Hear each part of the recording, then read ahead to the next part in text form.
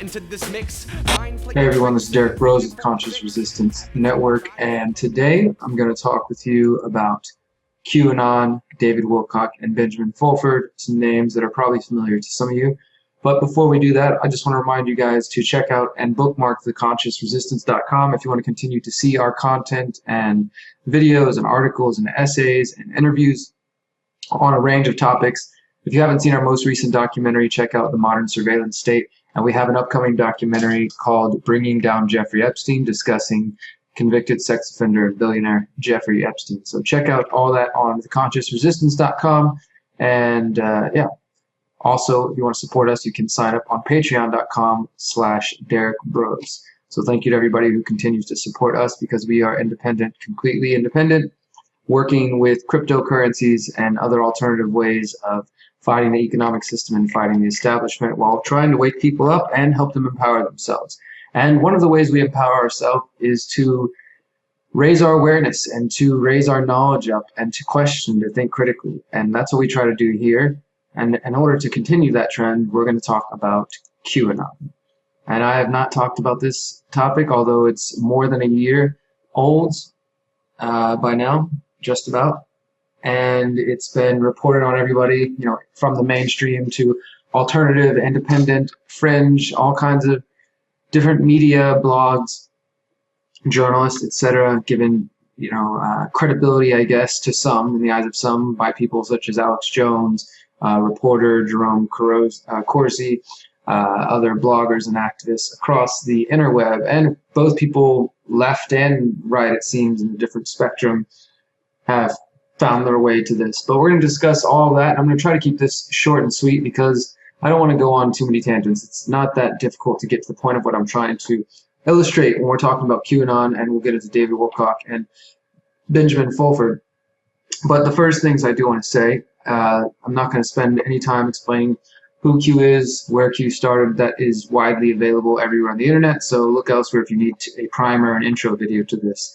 We all know that this is a theory that has continued and gone on for a year now. People believing they're getting secret messages from 4chan, 8chan, and from private message boards or public message boards online, revealing different things about some insiders working with the Trump administration, you know, that are supposedly really here to save us all from the bad guys and telling people that there's nothing to worry about.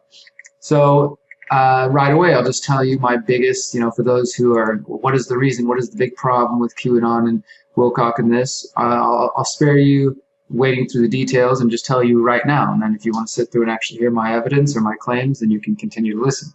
But essentially what it comes down to is that QAnon, ideas like QAnon, whoever it is or was, people like David Wilcock and Benjamin Fulford and other individuals they're connected to, they expect their listeners, followers, supporters, I think in their case, and especially in the case of Wilcock, it's more like followers, because I do consider it a very much like a cult following, and I will provide my thoughts on that in a few moments. But they expect their supporters to blindly accept their updates and their, you know, their claims that they make according to their, quote, insider sources that they all seem to have. Now, obviously, journalists develop inside sources in different areas, you know, actual reputable journalists, both independent and in the quote-unquote mainstream, the corporate media. People do develop sources and get information, and that's how things work. Now, just because somebody doesn't work for any of those publications, is outside of that arena, doesn't mean they can't develop sources and they shouldn't be trusted. I myself have had sources for a number of stories that I've done that were both people I could talk about publicly and, you know, put their name in print of this is what they said, this is what so-and-so told me. In other cases where sources had needed to be private. So that is not, you know, a new or strange thing. However, the information that these individuals go into and discuss goes beyond anything that is provable or can be substantiated in any way. And it requires an individual who spends their time listening to such material to have to either take it as I do when I read it, which is a sort of an interesting, you know, story that is, you know, kind of thought-provoking, but can't be put into the realm of reality because there's nothing to back it up.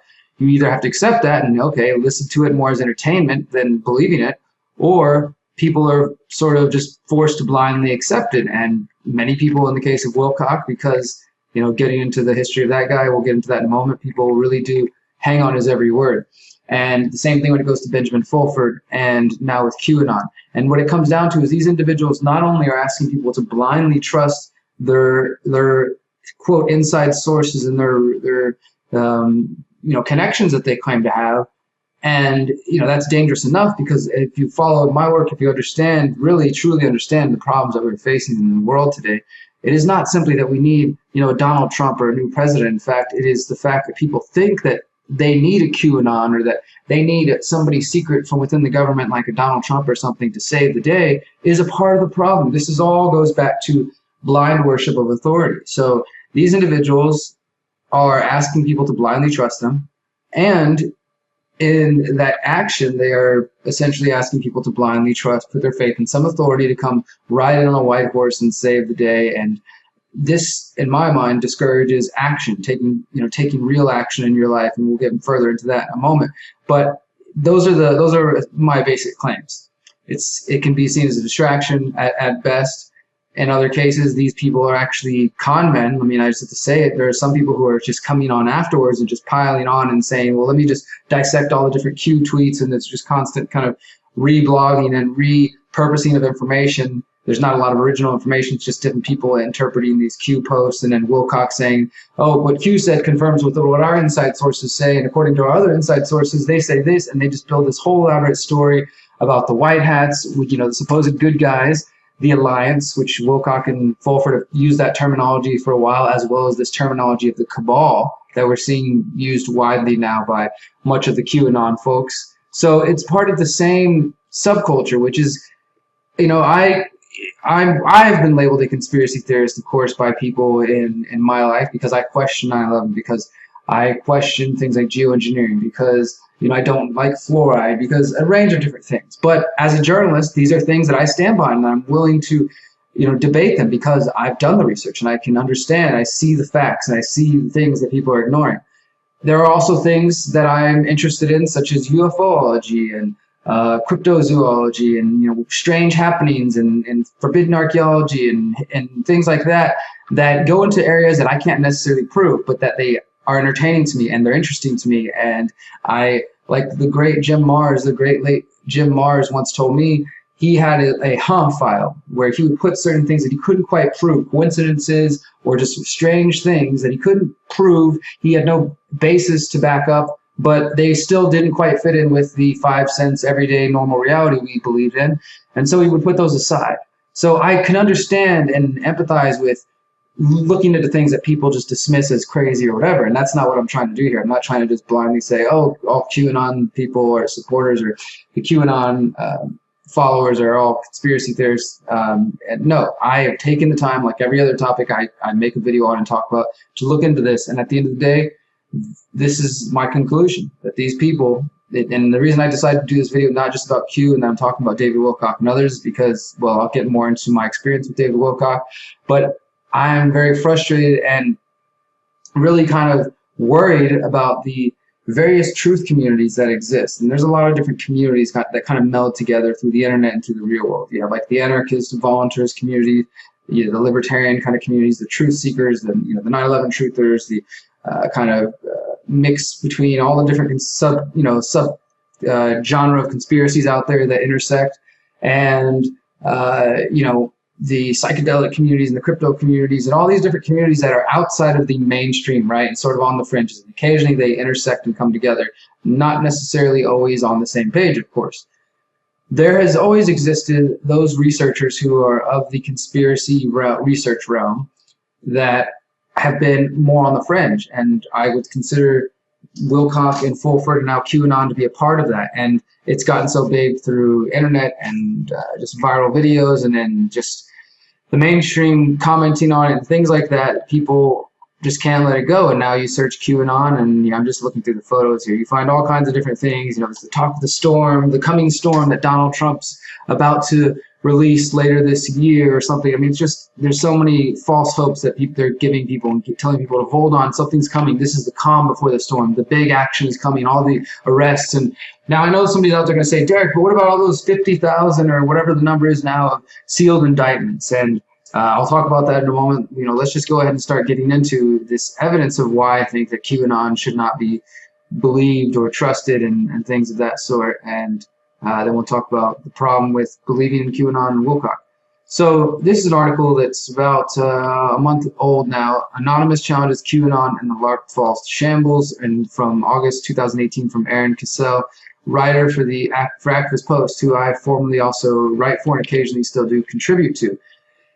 Now, I'll let you get further and further into this. Of course, he starts with this recent video by Anonymous claiming they were going to go after QAnon and expose QAnon, and you know, that's kind of irrelevant to what I'm talking about. But what Aaron does here is goes through this individual story of QAnon, and one of the things he says is that he was actually approached by various people. He gives some names here.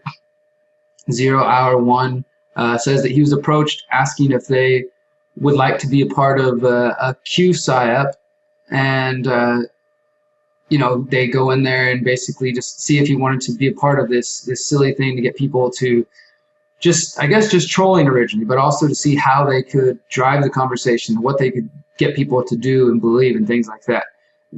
You know, then there's also the idea here that has been reported that some believe that Q may have originally been, let's assume that Q, this idea of somebody posting messages for whatever reason on 4chan and 8chan, might have actually been a real person. It's potentially that they were an insider of the Trump administration, former NSC intelligence program director Ezra Cohen Watnick, supposedly. And this was like done as part of the Q Maggot LARP group to, quote, excite the base. So that's, you know, that's one theory, that this was started at the beginning to just get the base excited, to kind of reach out to Donald Trump's base, I guess, through this whole Q thing. And then it goes a little bit further, though, to see, talking about some of the people who have reported on and kind of kept up the whole Q thing, the different people involved with that, including Tracy Diaz, who I used to know through the Liberty movement, you could say, back in the Ron Paul days, who got involved with this apparently, along with, as I mentioned, Jerome Corsi and Alex Jones, at one point people who were part of the QAnon conspiracy promoting it, and later said it, you know, it was likely to be, you know, some sort of intelligence operation, or they no longer believed it. And you can get further and further to those details. But what I really want to just show for a second here is that, you know, some of you who've been involved with this will know the name Pamphlet Anon. And again, I'm not trying to get lost in the weeds of who these people are and whatnot. You can do your research, hopefully, especially if you're going to comment below and say that I'm full of it and I didn't expose who QAnon is. This is at least one of the people who's involved in faking the QAnon operation. And, you know, is he just a regular person? Is he some sort of CIA operative? I don't know. I don't really care. I'm just trying to show this to you guys. Watch the video. This dude gets caught on camera on his, you know, screen cap showing him logged in as Q. Then he tries to come up with some lame excuse of why, you know, oh, Q accidentally did that. I mean, it doesn't make any sense. The point is, this dude got caught on screen. And if you look on YouTube, some of the videos have been taken down, I assume because he's trying to keep people from seeing this. But he's been caught a couple of times, as well as other people who are involved with this. And Tracy Diaz basically says as much, that there was a group of them that were kind of coming together to say that they wanted to, you know, help Q grow. And so it seemed like it was organized by a group of people, and probably continues to be to this day. I could care less who Q really is.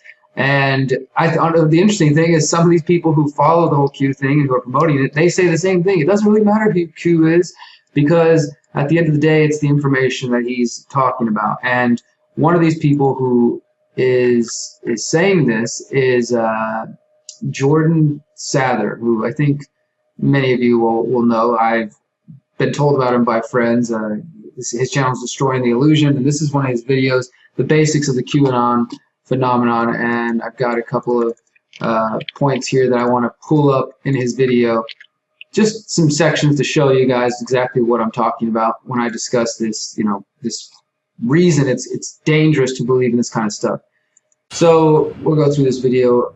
And as I said, they don't really care who Q is, because at the end of the day, it's the information, supposedly. Whether that information is right or wrong, I guess that's irrelevant. How's it going there, guys? Jordan Sather here on December 28th, and what I'm going to take a minute and discuss with you in this video that I even brought the whiteboard back for, is this topic right here, the QAnon phenomenon, because this concept has been absolutely blowing up in the alternative media for the past month and a half. You see? Because, it doesn't, who cares who Q is? Like I said up here, even if Q is some faker, right? It's about the information they're presenting. It's about the what and the why, much more than it is the who. So we talked about what. Okay, so right here he says it doesn't matter who Q really is. It's about the what and the why. Well, look, if you think that it's irrelevant who the person is, then you're very easy to be led astray. I mean, you don't care if it's the NSA, if it's the CIA, if it's just some jerk off on the internet playing a joke and getting all these people obsessed over this and wasting their time and their energy and tricking people, sort of using this. I mean, this is an amazing psychological operation. And honestly, it makes me sad in a lot of ways. It makes me also realize how over the last 10 years, the independent media and activist movement has been growing and has challenged what people now call the deep state, what's become popular under Trump to call the deep state. We used to just call it the New World Order, the shadow government, whatever. Now it's that's the terminology, even though it's an older term. It's become associated with this support of Trump. And people believe by supporting Trump and the establishment, because of people like this QAnon collective and David Wilcock and others, they believe that they are fighting the deep state by actually supporting the establishment. It's an amazing, amazing deception that is going on that people are falling for. So it absolutely matters who QAnon is, and it's not something to just dismiss out of hand and just say, oh, it doesn't matter because, well, if you don't care who the person is, then yes, you can be led astray because you don't understand what their intentions are. By understanding and questioning and looking into who is leading this idea, who is leaking these things, and you can try to understand their motives and what they might want you to do, why they might be giving you this information, what purpose it would serve, and things of that sort. Check this out right here. This really just shows you how people who are pushing this, they exercise very little logic in their thinking. Corporations and so many different CEOs and politicians and people in Hollywood and sports and all this stuff, why would they all so be vehemently against him, right? Doesn't make sense.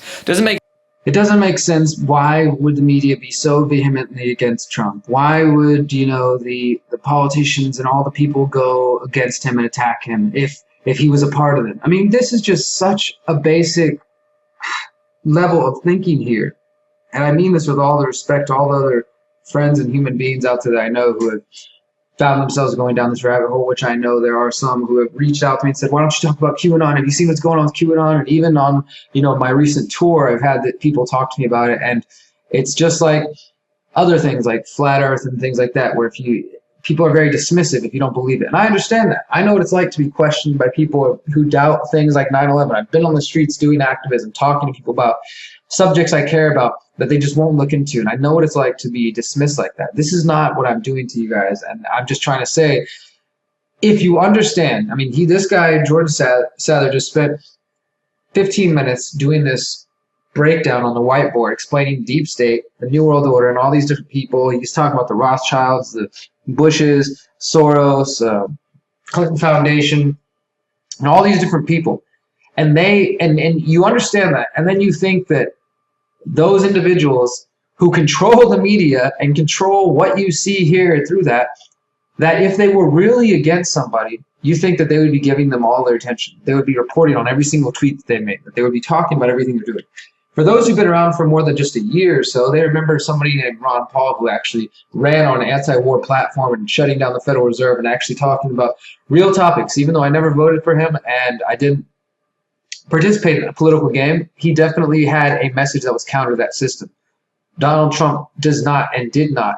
He had a lot of lip service, sort of gave lip service to the 9/11 truth movement, mentioned the Fed once or twice, said something about locked Hillary up and investigating her and all these things. None of them have happened, and we'll show this in a minute. Another popular video about Q says, well, just wait. That's what's coming. That's the whole thing, is all of just this stuff just pushes, like David Wilcock has done for years, and we're going to talk about that in just a second.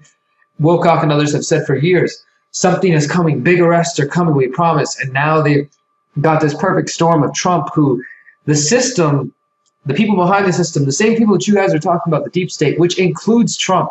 They're using Trump. He is literally the Trump card because the movement, the activist truth movement was waking people up and we were affecting things. We were using the internet and you guys are playing right into their hands by playing into division. You know, you have people now, this New York Times resistance within the administration that is just also BS and playing from the other side. Now people are falling for it from the Trump side in the form of QAnon. So you have two different ways that it's going, but it's all about division, and it's all about getting people to believe that somebody is coming to save them from the villain. This is a classic story. There's a hero, there's a villain. This is a fairy tale that they want you to believe in, so you continue to participate in the system. I mean, it's sad to see, but again, it's a beautiful psychological operation that has been quite successful, I'd say. So if you recognize the power of this supposed deep state, all these different players, and then you say, well, why would the media go after this man if they were, you know, if he wasn't for us and on our side? Maybe that's the exact reason they're going on against him, because they needed to create a villainous figure on one side that people thought was a racist, was a homophobe, was all these horrible things. And that only emboldened the people who supported him and said, look how much they hate him. That must mean he's for us, he's on our side, which again is just such weak logic. The enemy of your enemy is not always your friend. And it's important to remember that because, you know, this is about more than just pissing off the liberals or, you know, just trying to be angry at the other side or pissing off the media. Like, if you really want to change the world, guys, if we really want to see change, we have to believe in principles and values, not just simply pissing off the other side or, you know, just whatever it is that you get by supporting Trump. And that's what it really comes down to. That's the other thing is, at the end of the day, the people who are pushing this are Trump supporters who are making excuses for all the things that Donald Trump has done. And now, before you guys chime in and say I'm a liberal, I'm a leftist, I've been anti-establishment and calling out the system since George Bush when I was in high school. Same thing all the way through the Obama years and continues now in the Trump administration. Trump continues to support the state of Israel and all that that's involved with the human rights violations. He continues to be beholden to Israel like every other president. He's continuing to support Saudi Arabia that played at least some role in 9/11 as well as Israel. And that relationship hasn't changed. He continues to build the police state by supporting this mass surveillance and mass police state measures in the name of fighting illegal immigration, just like Bush and Obama before used terrorism. He continues to fund wars in other countries. He continues to work with a lot of the same bankers and a lot of the same insiders, and he hasn't talked anything about the Fed. Hillary's still free and all these different things, right? And there's plenty of ways that you guys can excuse this. You can just say that we don't understand what's going on because Q is dropping these clues and says, just wait, things are coming. And you see these secret indictments that you believe that there's no evidence to back up these claims. Even if all these indictments and these claims that on paper there is 50,000 indictments, sealed indictments, and how much that takes to get an indictment, even if that claim is true, there's no evidence to prove at the moment that it has anything to do with anything. Maybe there is some massive arrest bust being planned right now by the authorities, but there's no evidence that it has anything to do with taking down the cabal, which again is language coming from David Wilcock and others. Then I want to talk about one more QAnon video and then David Wilcock and be done with this. So this one is a very popular video, Q, the plan to save the world, and you can watch the first 12 minutes of it if you want. There's really some basic misinformation in here, and I don't know if this person, I don't think they intentionally are doing it. They're just not that well researched, which is a kind of a pattern I'm finding in here. If you go through there, some of the things he says, like they're just not true. Let's see. Just watch this. I can't put it in simpler terms, but I can say it appears the good guys are winning. The cabal had complete control over North Korea. They hijacked the Kim dynasty, took them hostage, and worked to build up a nuclear arsenal to threaten the world. Kim Jong-un suddenly embracing peace was simply because the deep state were beaten and driven out. Oh, I mean, come on. They just said Kim Jong-un embracing peace is simply because the deep state was beaten out. I mean, by what account and what measure in any way is North Korea? I mean, are the people of North Korea free all of a sudden? They're not under enslavement. They're being fed, they're allowed to listen to the kind of music and live the way they want. They're not worshiping him on a daily basis. Is that true in any way, or is that just some bullshit? ISIS was also destroyed in the year following Trump's win. We are all starting to see the pattern now. ISIS was also destroyed in the year following Trump's win.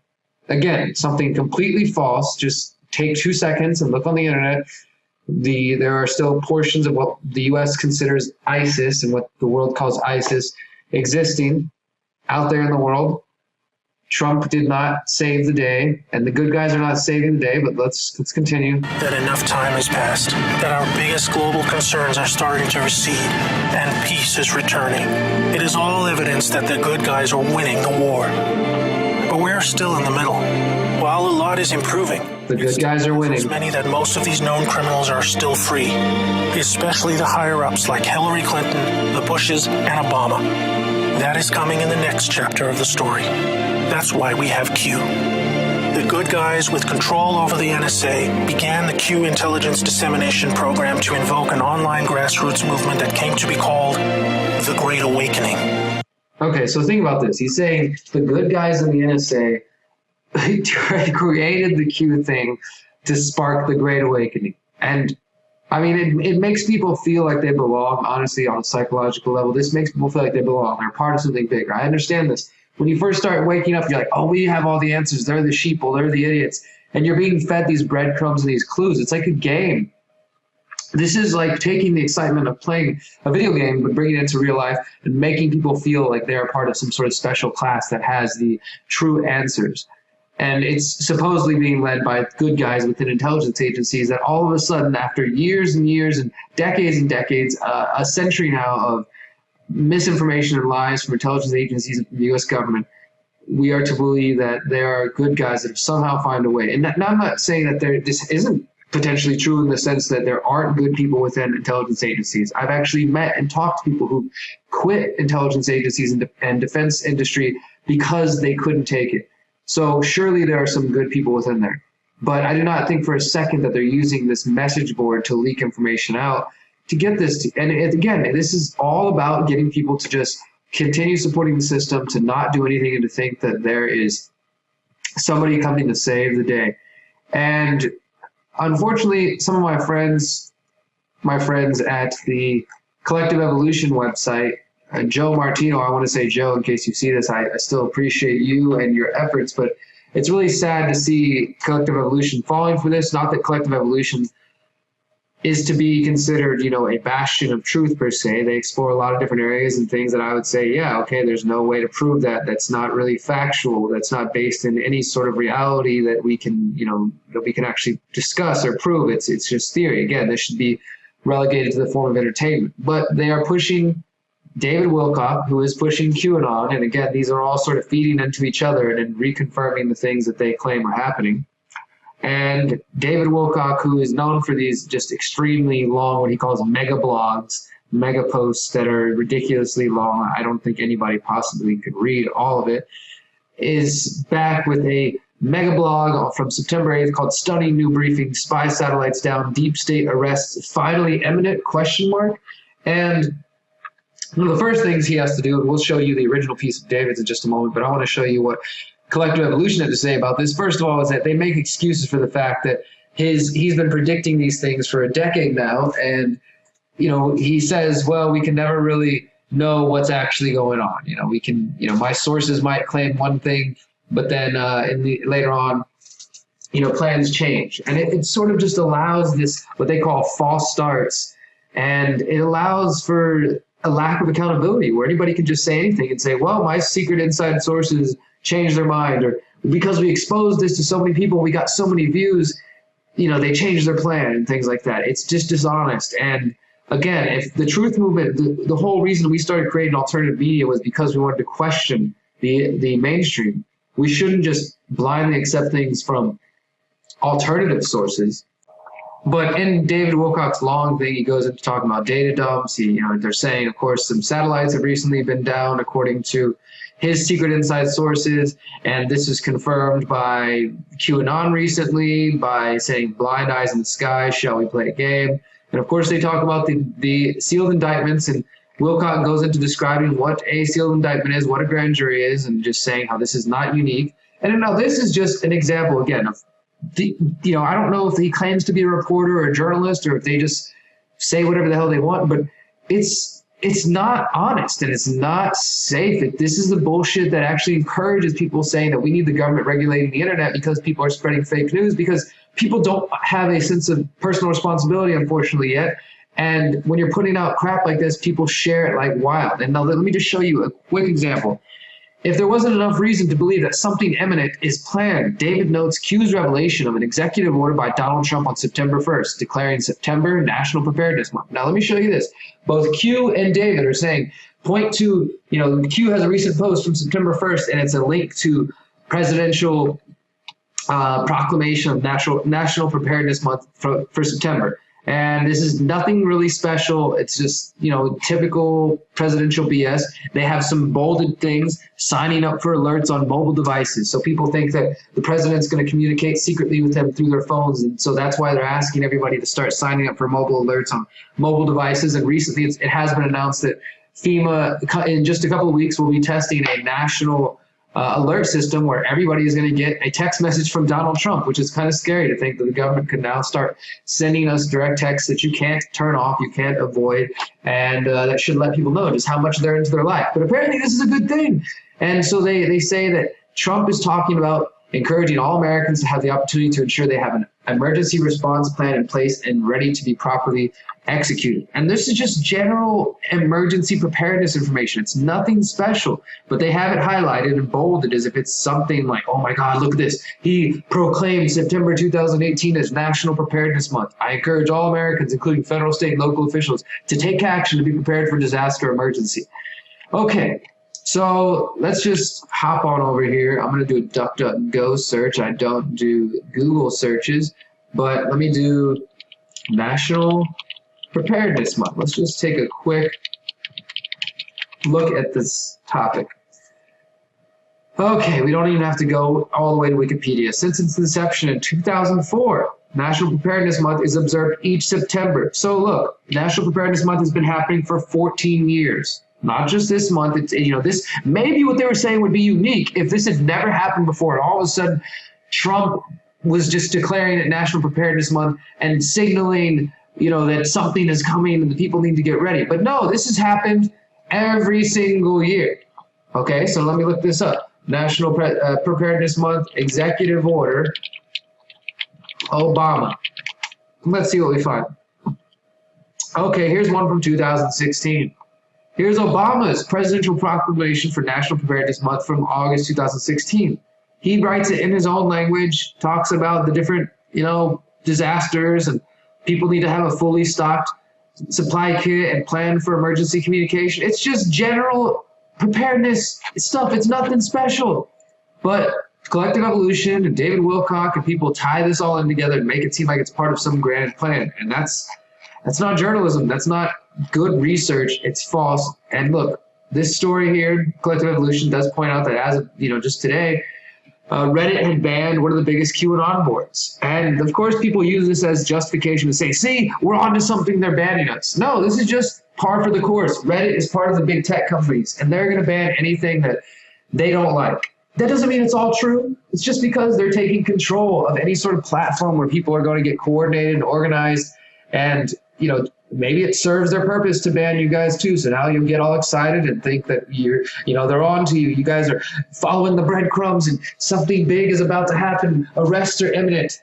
As David Wilcock here promises, this is David Wilcock's website, Divine Cosmos, read at your own risk.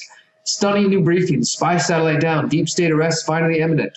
September 8th, 2018. So David writes very long. He writes in these different parts.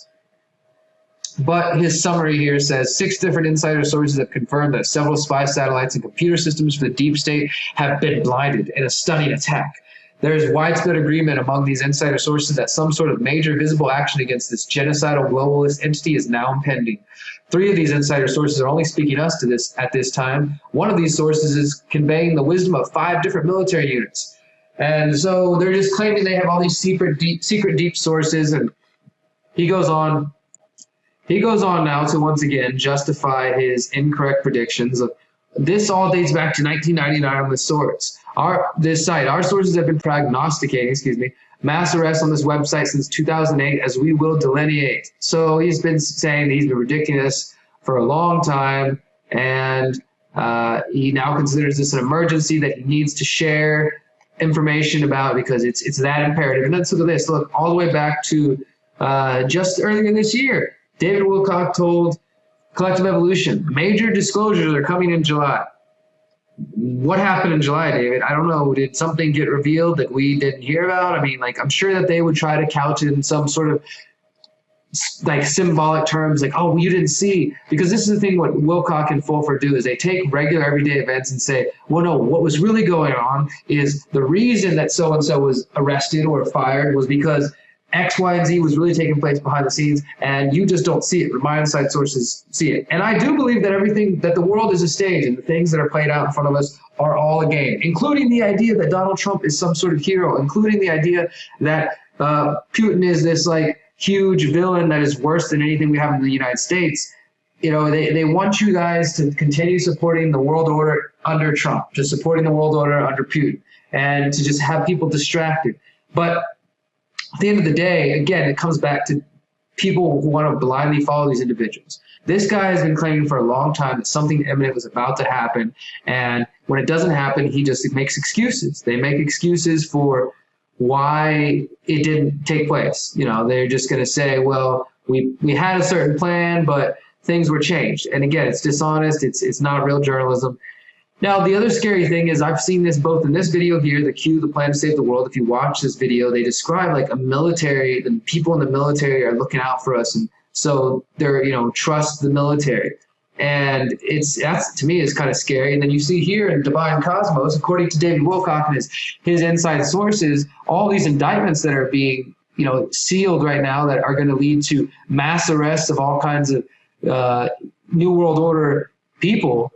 He's saying these might carry the death penalty and that they're going to be carried out in a military tribunal, not in a public court, which they promote as if this is a good thing, but it's a very dangerous idea. This is like getting people to support some sort of military coup, or that Trump himself, in the name of fighting the deep state, should declare military tribunals and all these people should potentially be put to death. I mean, this is some scary stuff. Like, not to say that the real true deep state shouldn't be held accountable in some way, but just this idea that we should put the military in power. And this is something I've been seeing pushed by a number of QAnon people, that the military and the intelligence agencies, these people that we really should have no trust in, are to be trusted because they are on Q's side. I mean, this is dangerous stuff. And now, of course, Wilcock mentions Fulford, Benjamin Fulford, who some of you guys know. Back here, talking about many examples dating back to 2008. We have been openly predicting mass arrests on this site, as leaked to us by various inside sources since 2008. The greatest body of intel we had to draw before 2009 was the work of Benjamin Fulford, the former East-West bureau chief for Forbes magazine. So Fulford has long, just like Wilcock, claimed that he's got secret inside sources, mainly related to Asia and what he calls like the Dragon family. And he's got this whole storyline of the white hats versus the black hats and Dragon family and all this, you know, back history of stuff that, again, is an interesting story, but there's no way to prove it. And there's years worth of this stuff that Fulford's been pushing at different times that they predicted things were about to happen. And they're supposedly saying, well, this time it's really, really all of our predictions, all of them, we're all seeing the same thing. The Great Awakening is happening. The arrests are coming. And it's just trust us. Just trust what we say. Trust our sources, things like that. And it's very dangerous. That's all it comes down to. You know, if you want to go down these rabbit holes, I'll put all the links of everything I just talked about, you know, the Wilcock's predictions, the Wilcock and Fulford and Q on his recent blog, the Reddit ban, how Collective Evolution is pushing this, Q, the plan to save the world, Jordan Sather, and this post from Steam It, and then this article from Activist Post. Those are all the things I'm looking at. My point here is this is, at worst, a distraction, slowing people down, keeping people from unplugging from the system, from getting connected to their own community, their own minds, getting involved, unplugging from all the corporate systems and not just waiting for a president to fix it. Because the thing is, even if all this was true and somehow Q or somebody was inside trying to fix things, that can't fix all of our problems. There is too much corruption in the system to just continue and think that a new puppet, a new president is going to change that. There is too much going on. It's too big. The system and all of its pieces are too massive.